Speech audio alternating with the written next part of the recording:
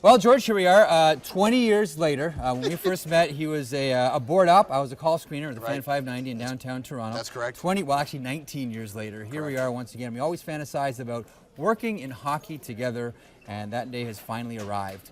Why do you want to do hockey? Why do you see the pain I go through? Why do you want that in your life? Because I think I'm equipped for that kind of conversation. Yeah, when you grew up a Montreal Canadiens fan in the era I did, when your best friends are Leaf fans in the area, both our teams were bad, so we know how to enjoy the pain. Otherwise, we wouldn't be a fan.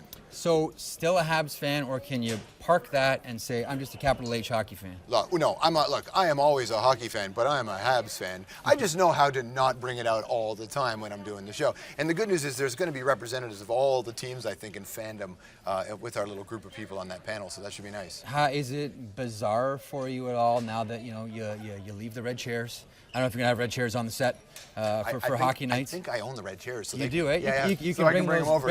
along. Now, in all the times you talk to hockey players, because you've interviewed everyone, from Gary Bettman to players to backup netminders to Don Cherry, who are some of your favorite guys? And what's the nature of a conversation with a hockey player to you?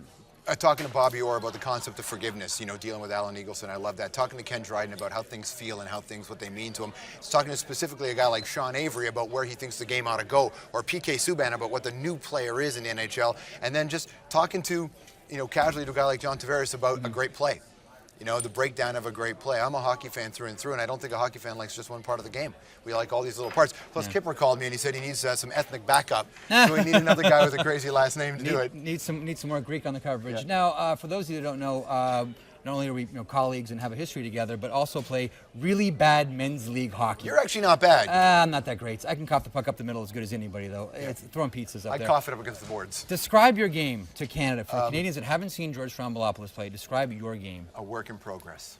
A work in progress? I'm terrible. I'm like all those Canadians. A lot of Canadians came here, and especially if you have immigrant parents, I think half and half. Some parents taught you to skate, and some did not. I came from the did not category. I'm very good at street hockey. He is a champ. I'm a Sidney Crosby of street hockey. I'm a Knuckles Nyland of street hockey, but that's about the end of it.